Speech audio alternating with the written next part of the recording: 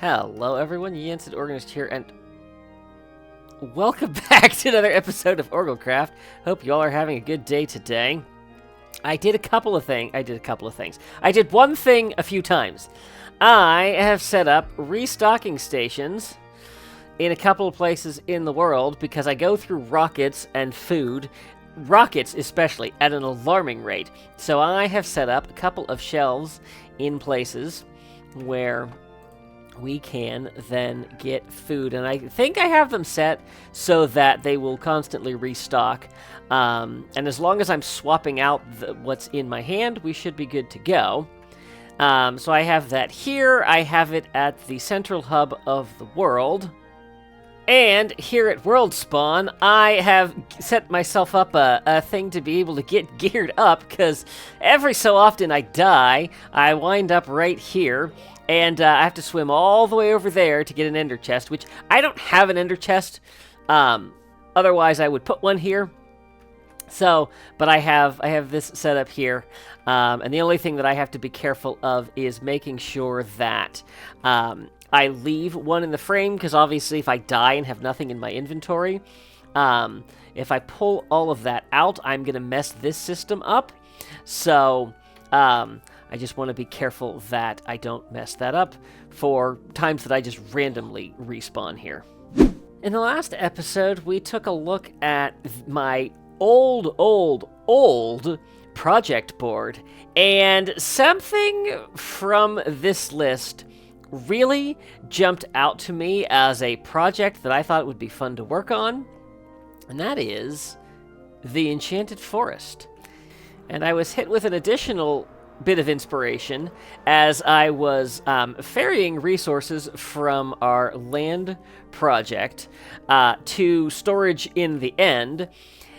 And when we were clearing out this crater here, I collected all of these skeleton horses, and they have just been here ever since. This was season 3.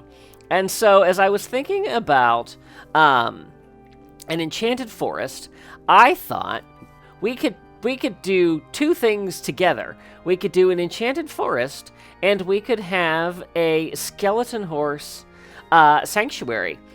Maybe even a skeleton horse and zombie horse sanctuary. So over here, actually fairly close to Minecot, I had a dark oak forest, and actually there's still some dark oak forest here. But I had a dark oak forest that I cleared out for resources. And I had always thought about turning this area into an enchanted forest build. And that is what we are going to do. Now, I do need to figure out what kind of dimensions I want for this, because there's a fairly big area, and there's also a little bit of terraforming that I'm going to need to do just to kind of smooth things out here. But I think this would be a great place for that build. And we're also going to pull in the custom biome idea that I had on the board. And, well, I've come up with something stupid. Stupid, but absolutely awesome. So I was playing around with some block combinations for custom ground for our enchanted forest, and this is what I have come up with. And yeah, testing it on a small scale right here. And this is what we have. And so we fade from skulk to black concrete powder to cobbled deep slate to amethyst covered in glow lichen to pale moss to prismarine to cyan concrete powder to nylium, and then back into skulk. So I have a nice little gradient that kind of runs through here. And I'm taking a little bit of inspiration from Cubfan's golf course that he's making on Hermitcraft. Not quite in the same way. Obviously, you know, I'm afraid that it might look a little too manicured when we pull this to scale. But I'm willing to give it a try and see how it goes. What I have not done is I have not done a full like multiple repetitions of this. But I on just this scale, I'm absolutely loving how this looks. Now, why is it stupid? Why is it stupid? Because this little strip right here is one stack of each of these materials. Yeah, some of them aren't so bad. I have a farm for Skulk. Deep slate is no problem. I need a better pale moss farm or moss farm in general. Prismarine, oh, we got that coming out of our ears. Nylium? Nylium. Yeah, that's not an easy one to get. Concrete powder. Easy to get, time consuming. Amethyst. Amethyst. I have one geode farm. One. Yeah. Yeah. But it's amazing because it'll make sound when you walk on it. And with the glow lichen, at night it will actually glow, which is pretty awesome. Yeah, this is the project that's not being finished in this episode. So we're going to start with that fact right there. I definitely need to do some grading of the area. I also, when I was playing around with this in creative, I was all at one level. Obviously, our Nylium has the netherrack texture on the sides, and that's not gonna fly. So either I'm gonna have to work this in such a way that my Nylium never has the sides exposed, which I don't think is a possibility, or let's see, let me grab a, whoops, that's not how you do that. I'm still learning how to use bundles. I do wonder if we put glow lichen on the side. That's a possibility. The other thing that's a possibility is because this is next to Skulk, we could do the Skulk veins. I don't like it on... Oh, you know what we could maybe do? Maybe we could do, like on faces like this, Skulk veins, and on this side, we could do the glow lichen, and that might blend that to a level that's acceptable. Yeah, so, and then a couple of things. So, part of the reason I went with Pale Moss and Nylium, I didn't have them in my design originally, but Nylium and Pale Moss will allow us to actually put plant life down. So, once I get a little more of this done, I'll show you some of what I'm thinking with all of this. So, yeah, so we'll be able to have some foliage, along the ground, as well as probably some amethyst clusters and things like that. That will look good. But then I'm planning to do a whole bunch of custom trees. I have a couple ideas on what I want to do with that, but just everything that's going to feel otherworldly in this area. So that is the project that we are going to be embarking on today. And yeah, I guess the first thing is I need to gather a lot of resources. And I'm debating what I want to do about terraforming. And I think some of it I'm going to kind of do as I go. You know, there's some things that I would definitely like to kind of like level out, smooth over. Obviously, there's some places we have to fill in. But I'm also not opposed to just largely working with the natural terrain. I don't know what I'm going to do about this. Yeah, and I also need to figure out like what my dimensions are. I do think that we'll probably go from this river over here and bring it all the way over like to this lake, but I don't know how far over this way I'm gonna go. Maybe what we could actually do is maybe we could bring it to, like to here, and then we could almost use this mountain as like a natural barrier, especially because we don't want our horses necessarily falling off of there. So Yeah. Okay. Well, I am going to get to gathering resources and trying to get a little of this in at scale. All right. So while I am working on getting this laid down in the OrgelCraft world, I thought we would come over here to my test world to work on some tree ideas, because this is going to be an enchanted forest. So I'd like to have a couple of possibilities to I can talk, to put down.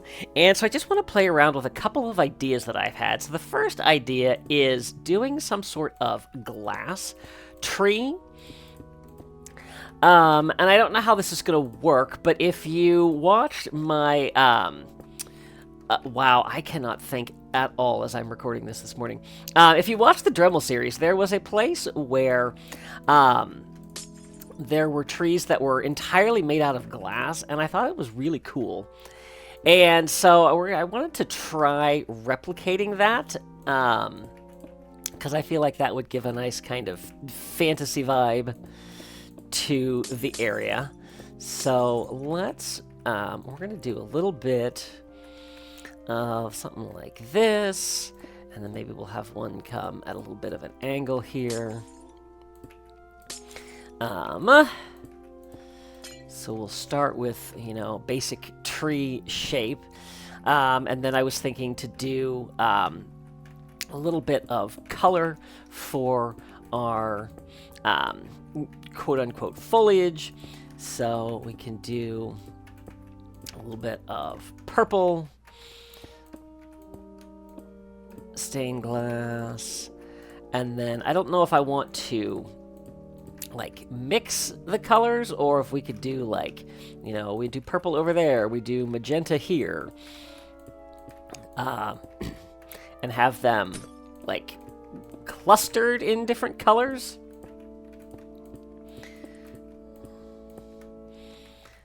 So kind of do something like that, and then maybe we do pink over here.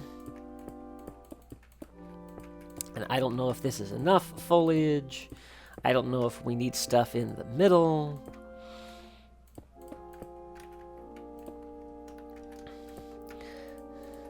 Just kind of free-forming these ideas and seeing where they go. So we'll do that. And then here, maybe we will combine all three. So let's start with like purple at the bottom, and then we get a little bit of a gradient going. Oh, that's not purple. That was magenta. Wrong color.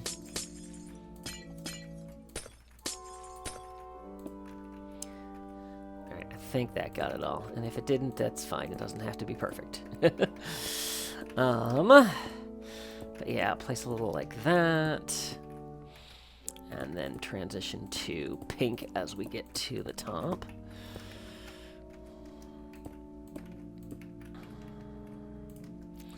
A little bit more coming this way. I don't actually think there's any glass in there. Yeah, you know, I'm liking how this looks. And then I also have glass panes, so we can add some glass panes to this. This is the magenta one, so let's do that with the magenta panes. But I figure this will help give some shape to it. We can probably do a little bit of that. I want to be careful with where things connect.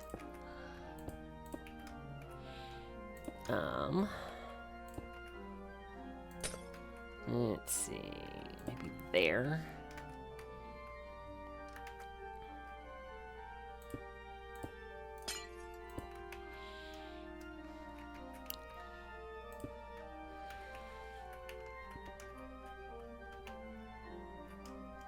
Yeah, maybe not on top with some of these. I think we can have like connected ones on top, but I feel like maybe hanging down is better, because you'd have kind of like a drooping leaf effect.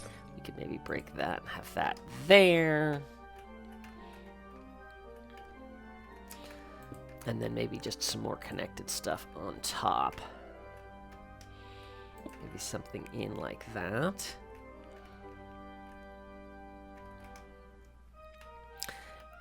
Yeah. And then I do wonder, let's grab some sea lanterns. And let's maybe grab some end rods. Because I'm thinking that we might want some light in these.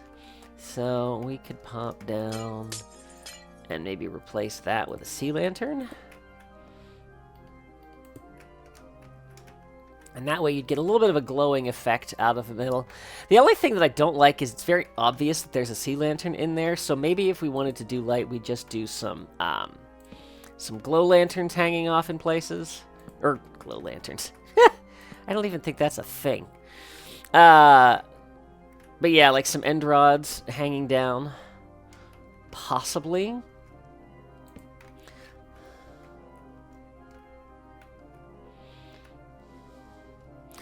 Because I feel like... Now, let's do this. Time... Let's set it to night.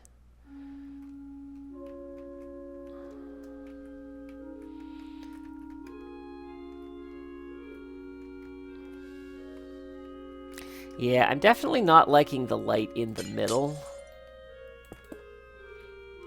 But I think the end rods could be an okay look to it. Especially if we have them, you know, over here where, like, we already have the established glass panes hanging down. Yeah. And then that would just give it a little bit of a glow.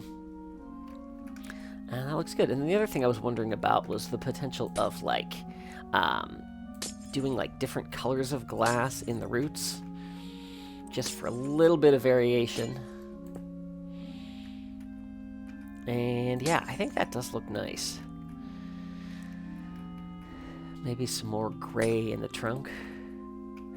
And then especially as we branch out. So, you know, darker towards the bottom. You know, and then going to brown, and then going to gray as we go up in. Or, yeah. Yeah, I think this is a good way to go for this tree. I do like I like the solid colors more than I like the variation. Plus, then that gives us a little bit more that we can do, because if we look at the glass that we have, you know, like the you know, the purple tones, like, you know, we have 3 of those. We guess we have 3 for the blue. Yeah, and I guess you could probably do green, lime, and yellow together. Origin red. So you do have the options for that, but I think I like the solid colors because I think it gives us more that we can do. Yeah, and then you just do different ones. I mean, I know that's not how trees look in the real world, but again, we're going fantasy here. So, yeah. So I think that's a good concept for some of our trees. I'll probably mock up a few more, just so that I have something to work from.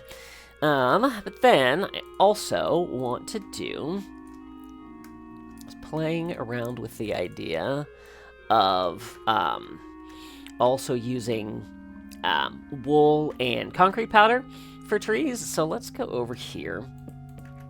And I kind of like the idea of a darker wood for the trunk. So, ironically, I'm going with pale pale oak because I actually think it has one of the darkest textures for a wood type. The problem with that is if we want to do any you know, if we want to do any detail work, we don't have anything that works with that. But I did grab maybe some andesite walls. See if that might be a good way to go. And it actually does seem like that might work pretty well. We might also be able to do like some deep slate, and that might be that might be a decent option for, you know, some smaller branches and things like that. I don't even know if you'll see these. I guess it depends on where in the tree we put them, but... but yeah, we can start with this. Maybe have a branch come down. Alright, and then I'm going to start with wool, and I think we're going to follow the same idea that I had with the glass, which was essentially one color for each part of the tree. And yeah, we're not thinking right now about how many resources this build is going to use, cause yeah, then that's going to be the end of any energy or motivation I have to work on this project. But yeah, we'll just kind of fill in this. Probably don't want it to be too square. Yeah, a lot of that's definitely going to disappear. And I wonder, we might be able to mix in some glass with this. I'm not sure yet.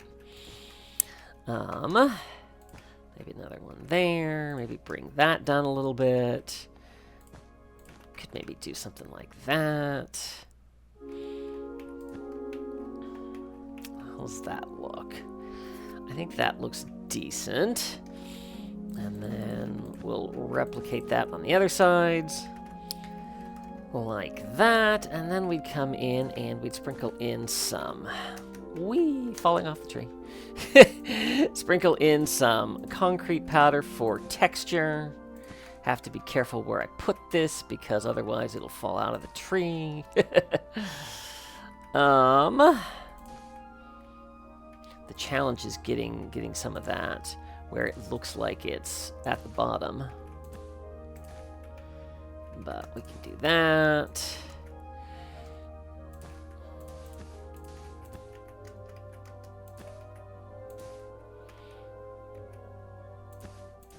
We got some of that. And then, did I not have blue concrete powder? No, apparently I grabbed white concrete powder.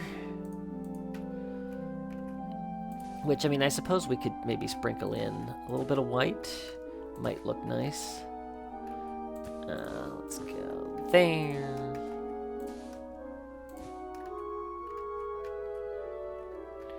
And where else can we sneak some of this in?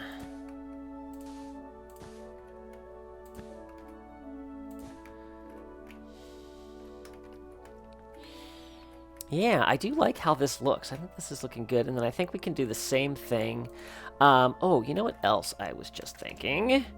Is potentially glow lichen and maybe even some glow berries. Might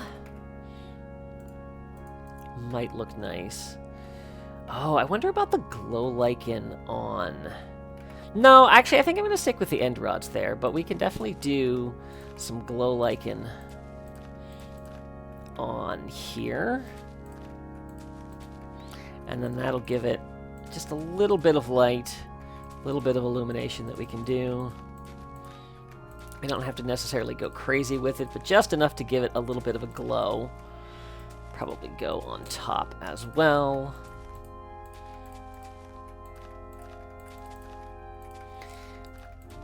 Well, I think it'll help add some texture to this. Might have gone a little overboard on this one, but that's okay. Again, this is just kind of getting a concept idea. And then if we wanted to do some glowberries, we could do something like that. Oh, that does look nice coming off of there. Probably don't want anything hanging down too much, but...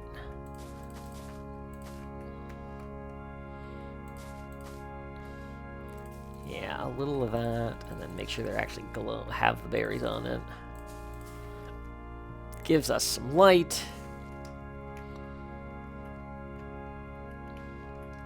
Yeah, that looks nice. I like this. Yeah, and then I think we could also do some variations on shapes. I notice I have a tendency to do the same sort of styles of, like, you know, branches that go off like this, which not that there's anything wrong with that, but, you know, we could also do something that's a little bit more, I'm just going to do this for a quick mock-up, but we could do something that's a little bit more of like a rounded tree, and, you know, do something like that, and then, you know, have it, you know, kind of expand as we go up.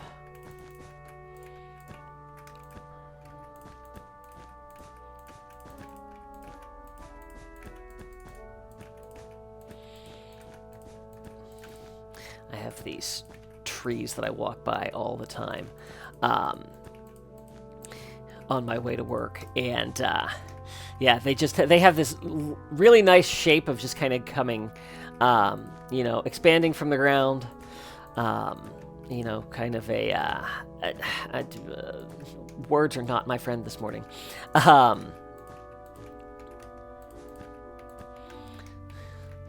You know, basically, you know, like a semicircle from the top to the bottom. You know, something like that, though. Yeah, this is actually a nice shape for a tree, and then I think we could do, you know, we can do some variation in there. We could do, this is one where it actually might be nice to do, like a little bit of a different color. You know, kind of get lighter as you go up. You know, or just kind of mix things in.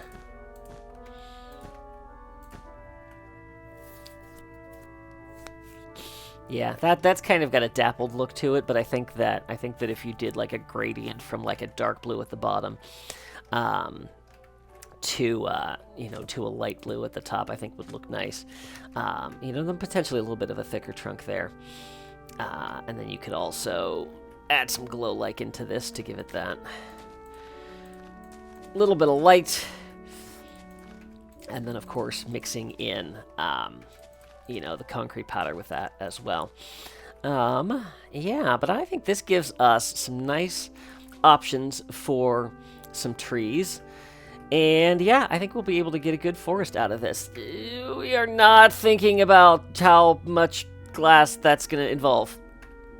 Okay, starting this at night so that we can kind of get all of the ambient effects here. We've got the light. I have also placed some firefly bushes underneath. A little of this, I didn't have a ton of them, but so we kind of get that particle effect, and I think that looks really nice. I do have to figure out just exactly how far apart I have to space those, so that we get like a constant particle effect from that.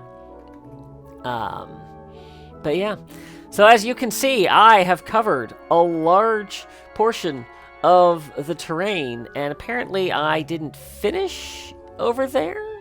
That must have been where I ran out of materials. But yeah, I definitely still have prismarine, so I'm not sure what that's about. But yeah, this is what we've got so far. Let's go ahead and take a look at it from the air. So I have covered a large portion of this terrain. The bad news is I have a long way to go. The good news is this is about a shulker box of each resource, and it got me a lot farther than I thought it was going to. So let's actually land on the mountain up here. Yeah, so I'm almost done with this area. Didn't quite get there resource-wise, and I'm actually I'm being held up by amethyst. Probably to no one's surprise there. That is definitely the hardest resource to get a hold of in this whole project. But I really like how this is turning out. I was a little bit worried that it was going to look too stripy, but I think that the effect works. And I think once we finally get rid of all of the green, I think it will be a really nice effect. I have also run out of glow lichen, so we'll need to get more of that. But I do really like how this looks. You've got that nice soft glow, and yeah, I think this is going to be really cool when all is said and done. But as I am out of resources, we're not going to quite finish this today, and I said that, that we wouldn't be finishing this. But I did want to do a little bit of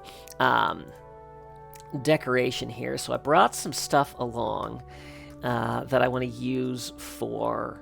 that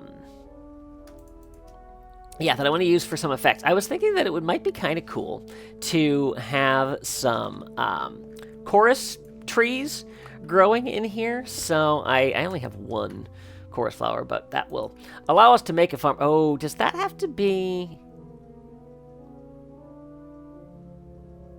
I'm trying to remember if that needs space or if it just needs it from other... I can't remember. It's been a while since I've done, but I'll tell you what, we'll put it over here, and that way it'll have space to grow. But yeah, I thought that might be a nice touch to have in here. But so then we have, we've got some nether sprouts that we can put around, and I'm not sure. Yeah, it looks like I can only put those on the moss and the nylium, but the nice thing is we have those running through. So lots of places we can put those. And I'm not going to go crazy with this stuff right now.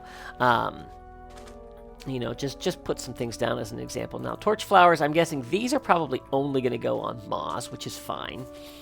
But we have some of those. We have pitcher pods, which will definitely look nice. And it's raining, because of course it is. But we'll have those. We can have some twisting vines growing up in places, and I think that'll be a neat effect. And we'll just let those grow nice and tall. What else? I did grab some pink petals, because I thought those might look nice. And it looks like... Will those go on nylium? No. So those are only going to go on the moss. So that's a little bit unfortunate, but maybe we could put them around trees. And we could always, adjust the ground once things are all in place. And then I also thought it would be cool to have some individual pale oak saplings as decoration. Now, the only problem with that is they're going to have to go on pale moss, so they kind of blend in a little bit. But it's nice to have something a little bit different. And then the other thing that I thought might be cool... but again, we're going to be a little limited in where we can put them. Let me grab some deep slate, and then we will turn that into cobbled deep slate. Because what we can do is we can put that there, and then we can waterlog that. Oh, I didn't think about that.